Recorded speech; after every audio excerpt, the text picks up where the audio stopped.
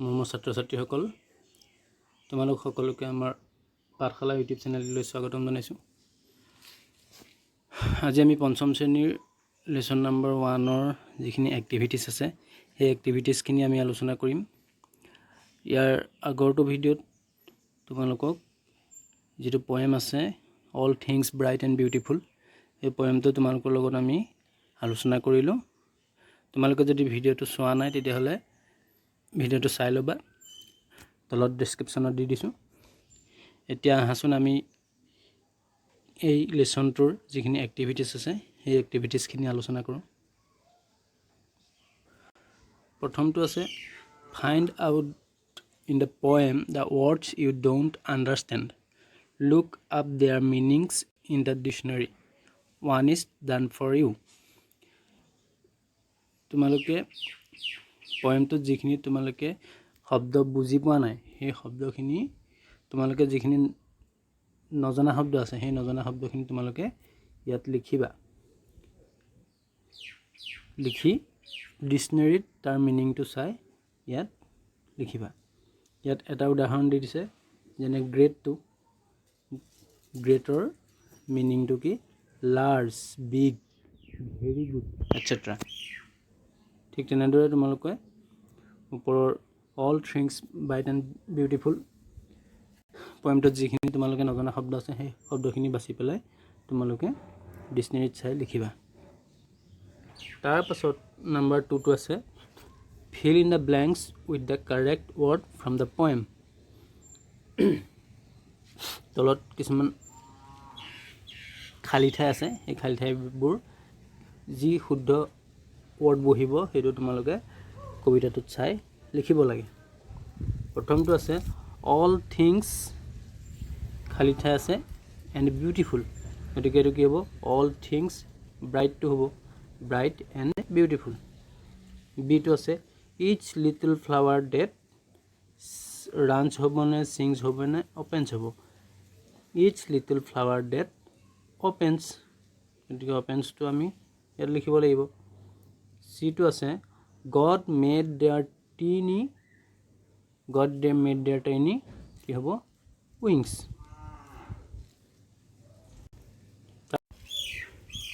এতিয়া থাৰ্ডটো কি দিছে, let's see how much you have understood the poem.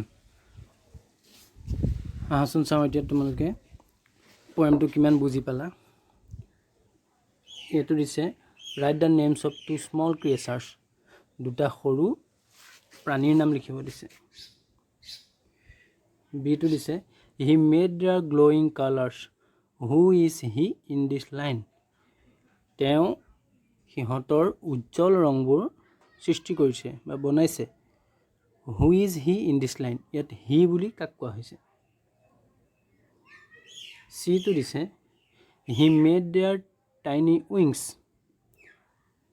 তেওঁ সিহঁতৰ সৰু সৰু ডেউকাবোৰ পাখিবোৰ বনাইছে। Who is there in this line, এই লাইনটোত দেয়াৰ বুলি কাৰ কথা কোৱা হৈছে। ডিটো দিছে what are the things that God has made, ভগৱানে বনোৱা বস্তুবোৰ কি কি। ইটো দিছে why does the poet praise God in this poem, এই পয়েমটোত কবিয়ে ভগৱানক কিয় প্ৰেইজ কৰিছে বা ভগৱানৰ কিয় শলাগ লৈছে। এই প্ৰশ্নকেইটাৰ উত্তৰ মই তোমালোকক দেখাই দিছোঁ, তোমালোকে তেনেদৰে কৰিবা। প্ৰথমটোৰ উত্তৰ হ'ব এইটো, the names of two small creatures are ant and bee, দুবিধ সৰু প্ৰাণীৰ নাম হৈছে পৰুৱা আৰু মৌমাখি। বিটো in this line he is referred to God, বিত যিটো লাইন দিয়া আছে সেই লাইনটোত হি বুলি ভগৱানক কোৱা হৈছে। চিটো in this line there is referred to the little birds, C লাইনটোত যি দেয়াৰ যিটো ৱৰ্ড কোৱা হৈছে সেই ৱৰ্ডটো কাৰ কথা কোৱা হৈছে, লিটল বাৰ্ডছ, সৰু সৰু চৰাইবোৰৰ কথা কোৱা হৈছে। ডি কুৱেশ্যন এনচাৰটো হ'ব The things that God has made are all small and great creatures. ভগৱানে বনোৱা বস্তুবোৰ হৈছে সকলোবোৰ ডাঙৰ আৰু সৰু প্ৰাণী. All wise and wonderful things, সকলোবোৰ জ্ঞানী আৰু আশ্চৰ্যজনক বস্তু. And all bright and beautiful things that we see in the nature, আৰু সকলোবোৰ উজ্জ্বল আৰু ধুনীয়া বস্তু যিবোৰ আমি প্ৰকৃতিত দেখিছোঁ. এটা নাম্বাৰ 4টো দিছে circle the rhyming words in each group. ইয়াত যিকেইটা ৰাইমিং ৱৰ্ড আছে সেই ৰাইমিং ৱৰ্ডকেইটা চাৰ্কুল কৰিবলৈ কৈছে. এইটোত আছে স্মল বিউটিফুল অল, গতিকে ইয়াত ৰাইমিং ৱৰ্ড কোনটা হ'ব? স্মল আৰু অল, এই দুটা তোমালোকে চাৰ্কুল কৰিলা. তাৰপিছত বিটোত আছে ৱণ্ডাৰফুল, স্মল, বিউটিফুল. ইয়াত ৰাইমিং ৱৰ্ড কোনটা হ'ব? Wonderful, beautiful. চিটোত আছে মাইট, কালাৰ, ব্ৰাইট, গতিকে মাইটটোৱে ব্ৰাইটটোৱে হ'ব. ডিটোত আছে wings, open, sings, wings, sings, এই দুটা হ'ব.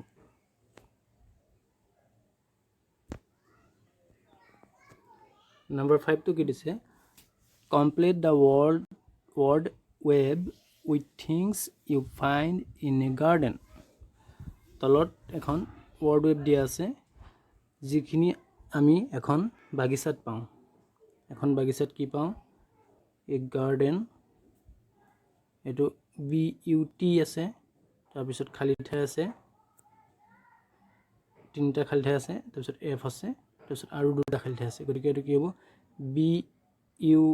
BUTTERFLY, বাটাৰফ্লাই হ'ব. এইটো GARDENER, গাৰ্ডেনাৰ হ'ব. এইটো হনি বি হ'ব, HONEYBEE, honey B.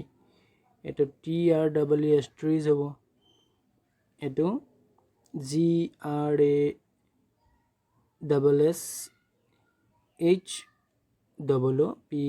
GRASSHOOPER, grasshopper হ'ব. এইটো FLOWER, ফ্লাৱাৰ. এতিয়া নাম্বাৰ 6টো আছে write a word that rhymes with the first 2. তলত দুটা শব্দ দিয়া আছে, 3 নম্বৰ খালী ঠাইটোত সেই দুটা শব্দৰ লগত মিলা ৰাইমিং ৱৰ্ড লিখিব লাগে. প্ৰথমটো আছে চুইট, ফিট, খালী ঠাইত টিথ লিখিব পাৰা. থিং, চিং, উইং লিখিব পাৰা. মুড, ফুড, উড বা গুড লিখিব পাৰা. অল্ড, কল্ড, হোল্ড বা টল্ড তেনেকৈ লিখিব পাৰা. এইকেইটা তোমালোকে কৰিবাচোন. তাৰপাছত নাম্বাৰ 7টো আছে ৰিড দ্য ফলোইং. তলত কি দিছে পঢ়াচোন. Little drops of water, tiny drops of water, small drops of water. ইয়াত কি কৈছে? Little drops of water. Little মানেও সৰু, টিনি মানেও সৰু, স্মল মানেও সৰু. The word little, tiny, small have the same meaning in this sentence. এই চেণ্টেন্স কেইটাত লিটল, টিনি, স্মল এইকেইটাই একে অৰ্থ প্ৰকাশ কৰিছে. Let's learn some more words that have the same or nearly the same meaning. আচোন আমি কিছুমান শব্দৰ বিষয়ে জানো যিবিলাক শব্দৰ অৰ্থ একেই. ধৰি লোৱা বিউটিফুল মানে ধুনীয়া, প্ৰেটি মানেও ধুনীয়া বা ভাল লগা, নাইচ মানেও ধুনীয়া, গ্ৰেট মানে ডাঙৰ, লাৰ্জ মানেও ডাঙৰ, বিগ মানেও ডাঙৰ. ঠিক তেনেকৈ ৱাইজ মানে জ্ঞানী, ক্লেভাৰ মানে জ্ঞানী, ইণ্টেলিজেণ্ট মানেও জ্ঞানী, ৱণ্ডাৰফুল মানে আশ্চৰ্যজনক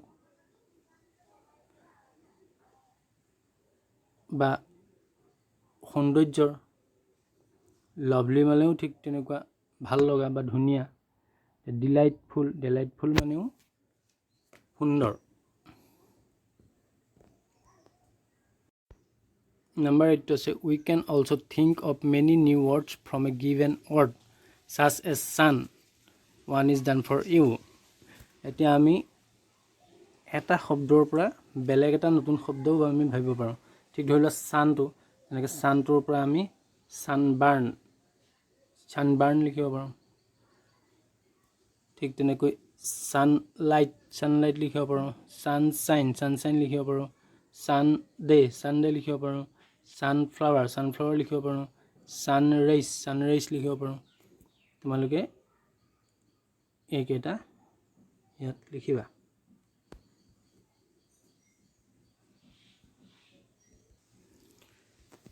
এটা নম্বৰ 9 টো দিছে ৱৰ্ড চেইন ৱৰ্ডৰ এটা চেইন আছে ইয়াত use the last letter to begin the next word each new word should be something you find in nature the first one is done for you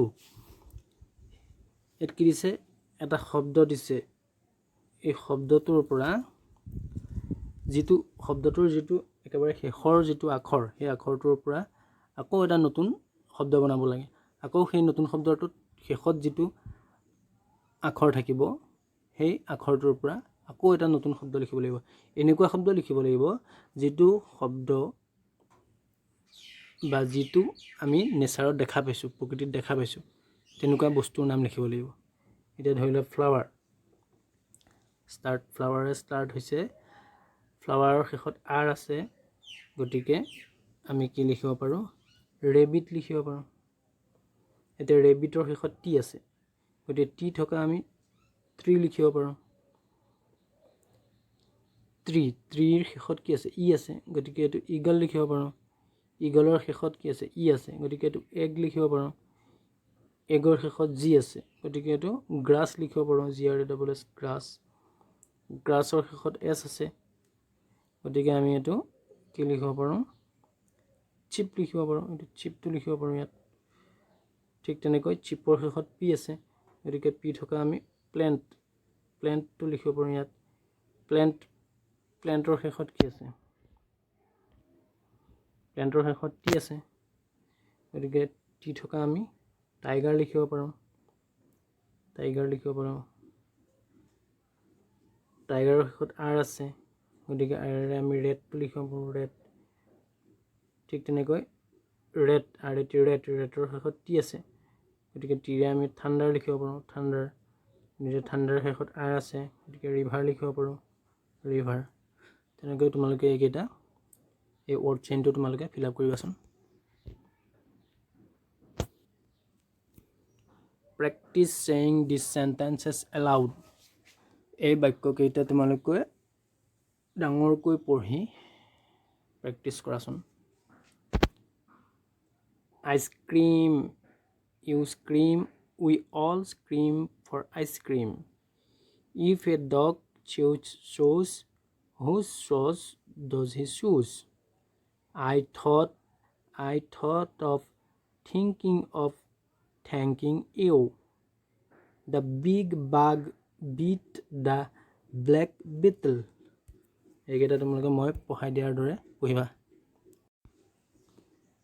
তাৰপিছত number 14 টো চাহোন complete the following you may choose words given in the box rewrite the complete sentence তোমালোকে এই সেন্টেন্সটো যেটো খালি ঠাই আছে খালি ঠাইটো ইয়াৰ বক্সৰ পৰা পুৰাব লাগে food is to eat as water is to কি হ'ব ড্ৰিংক হ'ব তাৰমানে ফুড খাদ্য আমি খাওঁ ঠিক তেনেদৰে পানী আমি পি খাওঁ ড্ৰিংক মানে পি খোৱা তাৰপিছত আছে বাৰ্ড is to sing চৰায়ে গান গায় as dog is to bark হ'ব dog is to bark তাৰমানে কুকুৰে ভুকে bark মানে ভুকা সিটো আছে earth is to god ভগৱানে পৃথিৱী বনাইছে as machine is to ঠিক সেইদৰে মেচিন কোনে বনাইছে মানুহে বনাইছে মেন হ'ব তাৰপিছত আছে sight is to eyes চকুৰে আমি দেখোঁ as smell is to ঠিক তেনেদৰে গোন্ধ আমি কিহেৰে পাওঁ নাকেৰে পাওঁ গতিকে এইটো নোজ লিখিব লাগিব ইটো আছে prayer is to pray প্ৰাৰ্থনা আমি ভগৱানক প্ৰাৰ্থনা কৰোঁ প্ৰাৰ্থনাৰে আমি ভগৱানক প্ৰাৰ্থনা কৰোঁ as games is to ঠিক সেইদৰে গেমছ খেলটো আমি কি কৰোঁ খেলোঁ games is to play number 15 কি দিছে write two words ending with MB এমবিৰে শেষ হোৱা দুটা শব্দ লিখিব লাগে ইয়াত থাম্ব দিয়া আছে দাম্ব দিয়া আছে আৰু তোমালোকে কি লিখিব পাৰা LAMB ল্যাম্ব লিখিব পাৰা আৰু COMB কম্ব লিখিব পাৰা দুটা লিখিবা ল্যাম্ব লিখিবা আৰু কম্ব লিখিবা নম্বৰ 16 টো দিছে সে এজ ফাষ্ট এজ ইউ কেন যিমান বেগাই ক'ব পাৰা কোৱা 20 পিচ চিজ কিছ এটো হল 20 এর পিচ চিজ কিছ Now write the names of 4 things ending with S to mean more than one. ইয়াত কি দিছে BEES 20 BEEB মানে হৈছে মৌমাখি BEES শেষত যে S লগাই দিছে তাৰ মানে এটাতকৈ বেছি মৌমাখি বুজাইছে ঠিক তেনেদৰে তোমালোকে এনেকুৱা চাৰিটা শব্দ লিখিব লাগে য'ত প্ৰতিটো শব্দ এছেৰে শেষ হ'ব আৰু যাৰ অৰ্থটো হ'ব ই এটাতকৈ বেছি বুজাইছে নম্বৰ 17 টো কি আছে complete the following by using and but so or দেয়াৰফৰ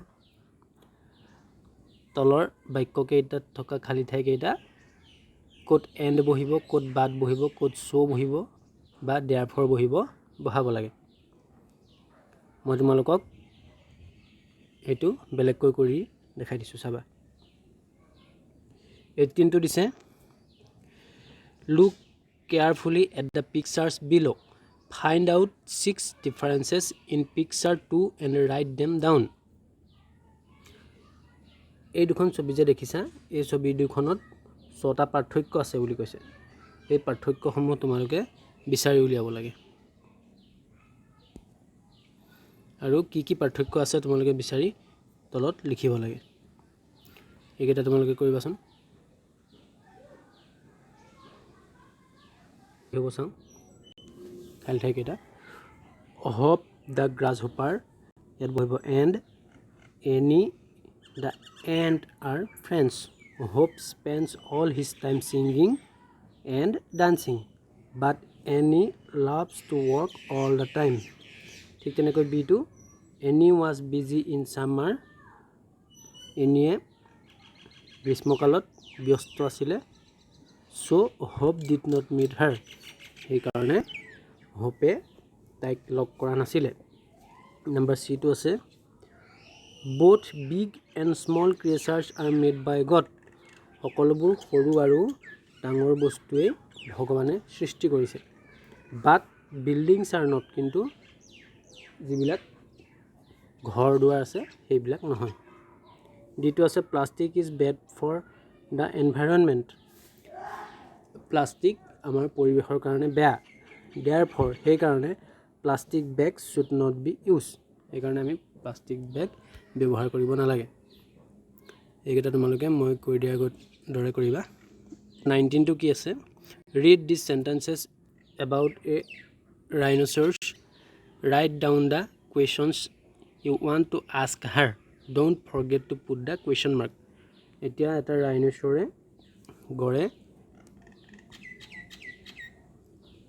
কেইটামান উত্তৰ দিছে ইয়াত উত্তৰ কেইটা দিয়া আছে তুমি প্ৰশ্ন কেইটা কৰিব লাগে ইয়াত দিয়া আছে আই এম এ ৰাইনো গড়টোৱে কৈছে মই এটা গড় গতিকে তুমি প্ৰশ্নটো কি বুলি সুধিব লাগিব তুমি কোন বুলি সুধিব লাগিব গতিকে ইয়াত লিখিব লাগিব হু আৰ ইউ ঠিক তেনেদৰে ইয়াত দিছে আই লিভ ইন কাজিৰঙা মই কাজিৰঙাত বাস কৰোঁ বুলি কৈছে গড়টোৱে গতিকে তুমি লিখিব লাগিব হুৱেৰ ডু ইউ লিভ তুমি ক'ত বাস কৰা আৰু শেষত এইকেইটা প্ৰশ্ন নহয় সেইকাৰণে প্ৰশ্নবোধক চিন দিব লাগিব তোমালোকক এইকেইটা মই কৰি দেখাই দিছোঁ চোৱা এইটো প্ৰথমটো হু আৰ ইউ হ'ব দ্বিতীয়টো where do you live in হ'ব তৃতীয়টো দিছে I eat plants and grass মই ঘাঁহ বন খাওঁ বুলি কৈছে গতিকে আমি সুধিব লাগিব তুমি কি খোৱা হোৱাট ডু ইউ ইট ঠিক তেনেকৈ চতুৰ্থটো আই এম 10 years old মই মোৰ বয়স 10 বছৰ বুলি কৈছে গতিকে সুধিব লাগিব হাউ অল্ড আৰ ইউ তোমাৰ বয়স কিমান ইটো দিছে I am crying because I am endangered মই কান্দি আছোঁ কাৰণ মই বিপদত পৰিছোঁ Number 22 is read this paragraph about your state written by a class 5 student. তলত এটা পেৰাগ্ৰাফ দিছে যিটো পেৰাগ্ৰাফ ক্লাছ 5 এজন ষ্টুডেণ্টে লিখিছে the name of my state is Assam মোৰ ৰাজ্যখনৰ নাম Assam Assam is a beautiful state অসমখন এখন ধুনীয়া ৰাজ্য Dispur is the capital of Assam Dispur হৈছে অসমৰ ৰাজধানী Assam is full of beautiful trees and flowers অসমত ধুনীয়া ধুনীয়া গছ আৰু ফুল আছে the river Brahmaputra flows through my state আমাৰ ৰাজ্যখনৰ মাজেদি ব্ৰহ্মপুত্ৰ নদী বৈ গৈছে animals like Tigers elephants wild বেয়াৰ বাফেলোজ and deer live in the forest of Assam অসমৰ হাবিত জন্তু হৰিণা বনৰীয়া ম'হ ইত্যাদি বাস কৰে several birds visit my state during the winter বিভিন্ন ধৰণৰ চৰাই শীতকালত আমাৰ ৰাজ্যখনত ফুৰিবলৈ আহে I love my state মই মোৰ আমাৰ ৰাজ্যখনক ভাল পাওঁ তাৰপিছত now write 5 sentences about your town তোমালোকে ইয়াত 5টা বাক্য লিখিব লাগে তোমালোকৰ নিজৰ গাঁওখনৰ বিষয়ে নাইবা নিজৰ টাউনখনৰ বিষয়ে গতিকে তোমালোকে ইয়াত তলত লিখিবা মৰমৰ ছাত্ৰ ছাত্ৰীসকল ইয়াৰ পাছত 21 এক্টিভিটিজটো তোমালোকৰ এটা ষ্টৰী দিয়া আছে এই ষ্টৰীটো আমি বেলেগ এটা ভিডিঅ'ত তোমালোকৰ সৈতে আলোচনা কৰিম আজিলৈ এই ভিডিঅ'টো আমি ইমানতে সামৰিছোঁ গতিকে তোমালোকে আমাৰ ভিডিঅ'সমূহ পাই থাকিবৰ কাৰণে আমাৰ চেনেলটো ছাবস্ক্ৰাইব কৰি ৰাখিবা আৰু বেল আইকনটো প্ৰেছ কৰি ৰাখিবা যাতে আমি ভিডিঅ' দিয়াৰ লগে লগে তোমালোকে নটিফিকেশ্যন পোৱা আৰু ভিডিঅ'সমূহ শ্বেয়াৰ কৰিবা ধন্যবাদ